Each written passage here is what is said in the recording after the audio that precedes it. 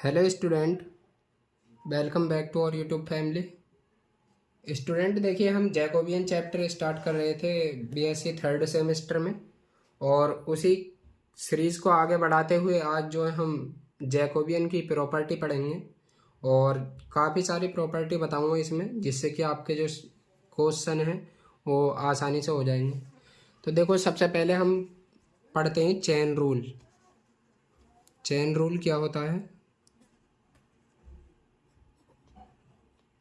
Chain rule मैं इसे लिख लेता हूँ, है ना? ठीक है। देखो, चेन रूल क्या होता है।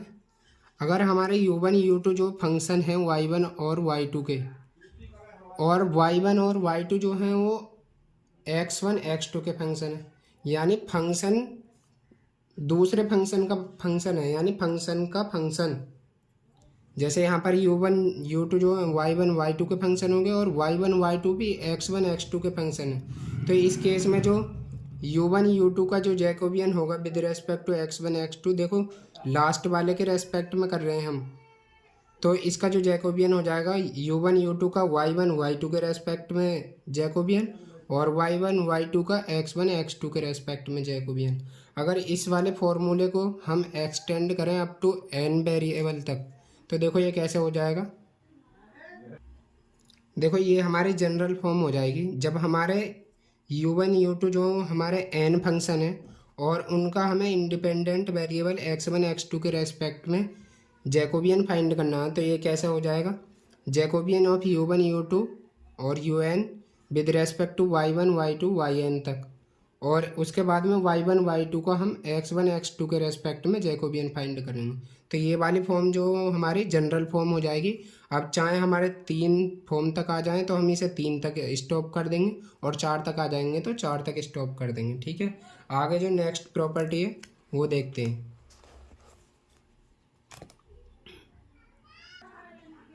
देखो, नेक्स्ट प्रॉपर्टी है, अगर हमारे u1 u2 और un जो है ये फंक्शन हमारे इस फॉर्म में है कि u1 जो है केवल x1 का फंक्शन है, और u2 जो है वो x1 x2 का फंक्शन है, और un जो है हमारा वो xn तक का है, यानी n इंडिपेंडेंट वेरिएबल का फंक्शन है। तो यहाँ से देखो, अगर हम जैकोबियन ऑफ u1 u2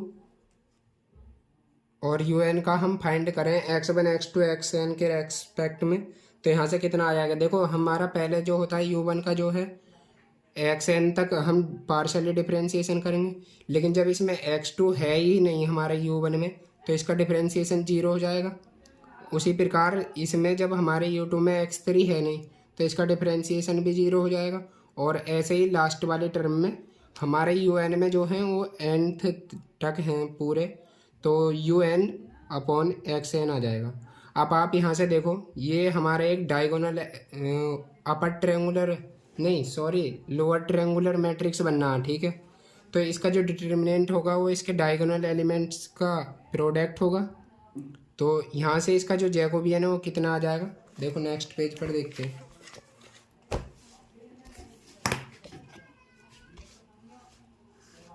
यहाँ से हमारा जैकोबियन ऑफ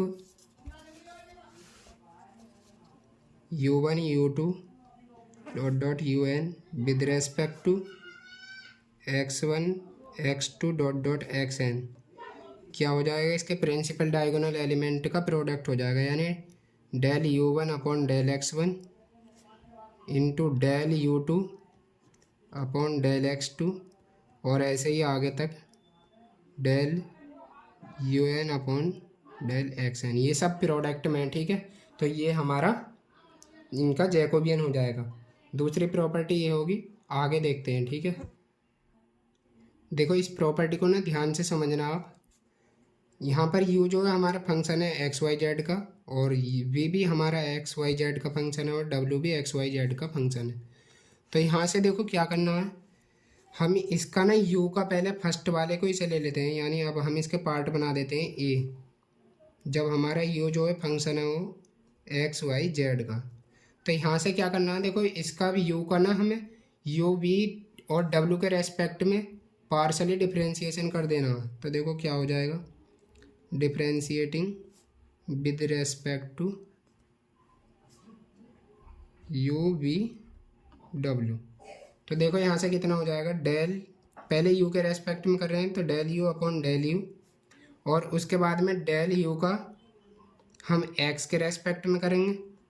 लेकिन अब हमें यहाँ एक्स के रेस्पेक्ट में नहीं करना, हमें करना है यू के रेस्पेक्ट में। तो अब हम एक्स का भी करेंगे, तो एक्स का यू के रेस्पेक्ट में, प्लस अब यू जो है हमारा फंक्शन वाई का है, तो अब यू का हम वाई के रेस्पेक्ट में करेंगे, यानी del u upon del y, फिर वाई का यू के रेस्पेक्ट में करेंगे, plus del u upon del z into del z upon del u. एक तो हमारा ये आ जाएगा, और यहाँ से देखो आप इधर वाली साइड देखो ये किसके बराबर हो जाएगा, अगर हम यू का यू के रेस्पेक्ट में ही करेंगे तो इसका वैल्यू जो है वो 1 आ जाएगी। यानी कि एक तो हमारी ये वाली जो प्रॉपर्टी है ये क्वेश्चन करते टाइम ना बहुत लगेगी, इस वजह से मैंने आपको बताने की कोशिश कर रहा हूँ। यहाँ पर एक प्रॉपर्टी तो ये हो जाएगी। अब हम u का v के रेस्पेक्ट में करते हैं, तो देखो del u upon del v is equal to u का पहले x के रेस्पेक्ट में, फिर x का v के रेस्पेक्ट में, प्लस u का पहले y के रेस्पेक्ट में, फिर y का v के रेस्पेक्ट में, फिर ऐसे ही u का पहले z के रेस्पेक्ट में, फिर z का v के रेस्पेक्ट में करेंगे। अब यहाँ से देखो अगर हम u तो हमारा इंडिपेंडेंट है, ये फंक्शन है, और v भी जो हमारा वो एक इंडिपेंडेंट फंक्शन है। अब इधर को देखो, जब हम u का v के रेस्पेक्ट में करेंगे डिफरेंशिएशन तो ये हमारा 0 हो जाएगा, यानी ये इज इक्वल टू कितना हो जाएगा, 0 के बराबर। दूसरी प्रॉपर्टी हमारी ये आ जाएगी, ठीक है। उसी प्रकार से हम जब u का w के रेस्पेक्ट में करेंगे तो कितना हो जाएगा, del u upon del x into del x upon del डब्ल्यू, plus del u upon del y into del y upon del डब्ल्यू, plus del u upon del z into del z upon del डब्ल्यू। और यहाँ पर भी इधर कितना हो जाएगा, 0, तो ये भी इज इक्वल टू 0 हो जाएगा। ऐसे ही आप b के रेस्पेक्ट में करेंगे, b का मैं केवल 2 करके दिखा रहा हूँ। अब देखो दूसरा केस जो है हम पार्ट b लेंगे, v बराबर जब हमारा फंक्शन है एक्स वाई जेड का। देखो अगर ये थोड़ा समझ में ना आए तो जब मैं क्वेश्चन कराऊंगा ना, जब अच्छे से क्लियर हो जाएगा। अब हम differentiating with respect to u v डब्ल्यू, तो देखो u के रेस्पेक्ट में करते हैं पहले, तो del v upon del u is equal to del v upon del x into del x upon del u, plus del v upon del y into del y upon del u, plus del v upon del z into del z upon del u. अब यहाँ से हम b का u के respect में कर रहे हैं तो इसका डिफरेंशिएशन 0 आ जाएगा, यानी कि एक हमारी जो प्रॉपर्टी है ये हो जाएगी। और अब हम जब b के रेस्पेक्ट में करेंगे तो देखो b के रेस्पेक्ट में क्या आ जाएगा, del v upon del v is equal to del v upon del x into del x upon del v, plus del v upon del y into del y upon del v, plus del v upon del z into del z upon del b. अब ये जो है हमारी 1 के equal हो जाएगी, क्योंकि b का b के रेस्पेक्ट में कर रहे हैं, तो एक प्रॉपर्टी जो है वो हमारी ये हो जाएगी, ठीक है। ऐसे ही आप w के रेस्पेक्ट में करना, और मैं नीचे को डॉट डॉट कर दे रहा हूँ, ऐसे ही आप c वाले की भी कर लेना, ठीक है। तो ये हमारी प्रॉपर्टी हो जाएंगी कुछ। उसके बाद में नेक्स्ट जो प्रॉपर्टी है वो हमारी काफ़ी इम्पोर्टेंट प्रॉपर्टी है। देखो क्या है, ये हमारी चौथी प्रॉपर्टी हो जाएगी। क्या, अगर हमारा हमें फाइंड करना है Jacobian of u1 u2 with respect to x1 x2, और इसके साथ में ही हमें प्रोडक्ट दे रखा है Jacobian of x1 x2 with respect to u1 u2।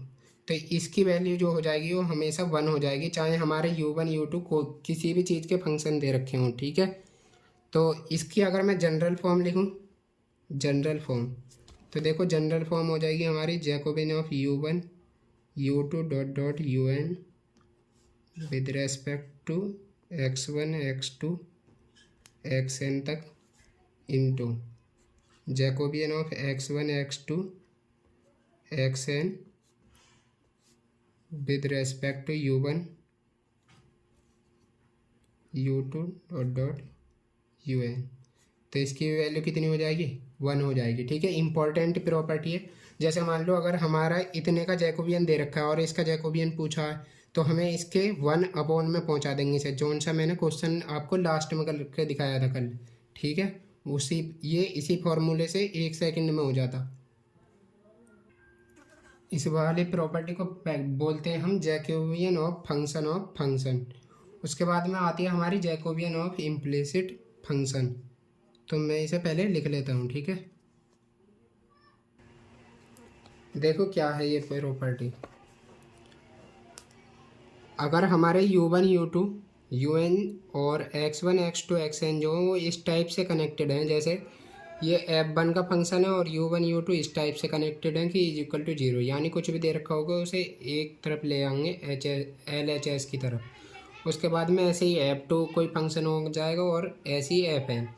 तो यहाँ से अगर हम देखो, ये मैंने आपको ऐसे ही ताकि याद हो जाए ऐसे करके लिखाया है, बाकी इसे नेक्स्ट पेज पर देखियो कैसे लिखेंगे।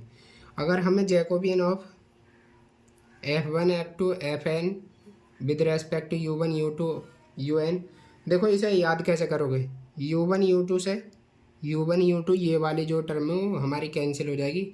याद करने की ट्रिक बता रहा हूँ केवल। और यहाँ से कितना बचेगा, देखो ऊपर बचेगा f1 f2, तो देखो ये लिख रहे हैं, और नीचे x1 x2। अब यहाँ से इसे हम इस टाइप से भी लिख सकते हैं। देखो हमें फाइंड करना है Jacobian of u1 u2 un with respect to xn। तो इधर तो ये है ही, अब ये वाली जो टर्म है इधर गुणा में है यहाँ पर, तो इधर जाएगी तो किस चीज़ में चली जाएगी, यहाँ पर भाग में चली जाएगी, यानी इधर मल्टीप्लाई में है तो इधर डिवाइड में चली जाएगी। तो देखो नेक्स्ट पेज पर इसे मैं लिख रहा हूँ। अब यहाँ से हमें फाइंड करना है क्या, Jacobian of u1 u2 un किसके रेस्पेक्ट में, x1 x2 xn के रेस्पेक्ट। तो ये कितना हो जाएगा, -1 की पावर n, और Jacobian of f1 f2 fn with respect to, पहले हमारा किसके रेस्पेक्ट में आएगा, यहाँ पर x के रेस्पेक्ट में आता है, x1 x2 और xn अपॉन ये यहाँ पर है, ठीक है। Jacobian of f1 f2 dot dot fn with respect to u1 u2 un, ये हमारा यहाँ पर फॉर्मूला हो जाएगा। देखो इधर थोड़ा कट रहा था। अब देखो यहाँ पर हमें Jacobian of u1 u2 un का फाइंड करना है विद रेस्पेक्ट टू x। अब देखो यहाँ से अगर इसे सिंप्लीफाई भी करोगे आप, तो ये जैसे ये 1/x हो जाएगा, ऊपर से जब इसे कैंसिल करोगे ये इसे f/x मानो थोड़ी सी देर के लिए, और नीचे वाले को जब आप पलट के लिखोगे तो ये हो जाएगा u/f, f से कैंसिल हो जाएगा, u/x बचेगा। देखो इधर भी u/x वाली टर्म में, तो ऐसे भी आप इसे याद कर सकते हैं। बाकी कल इन सभी पर बेस्ड एक एक क्वेश्चन कराऊंगा, और जो ज़्यादा भी होंगे तो मैं उन्हें ज़्यादा भी कराऊंगा। जैसे अब इसका मैं एक स्पेशल केस लिख दूँ अगर, जो हमारे क्वेश्चनों में यूज होगा, तो वो ये है special case. Jacobian of u1 u2 find करना हमें with respect to x1 x2, और ये हमारे x1 x2 और u1 u2 जो आपस में कनेक्टेड है। तो देखो कितना हो जाएगा, Jacobian of f1 f2 dot, दो ही है ना हमारे, तो हाँ यहाँ पर दो ही हो जाएगा, और -1 की पावर हो जाएगा 2 with respect to x1 x2 upon Jacobian of f1 f2 with respect to u1 u2। ये हमारा इसका आंसर इस टाइप से निकलेगा। देखो ये क्वेश्चन थोड़े लेंथी पड़ेंगे लेकिन आसानी से हो जाएंगे। तो आज के लिए इतना ही रहने देते हैं क्योंकि काफ़ी सारी प्रॉपर्टी होगी हैं। मिलते हैं फिर नेक्स्ट वीडियो में, तब तक के लिए टेक केयर, बाय बाय, जय हिंद, जय भारत।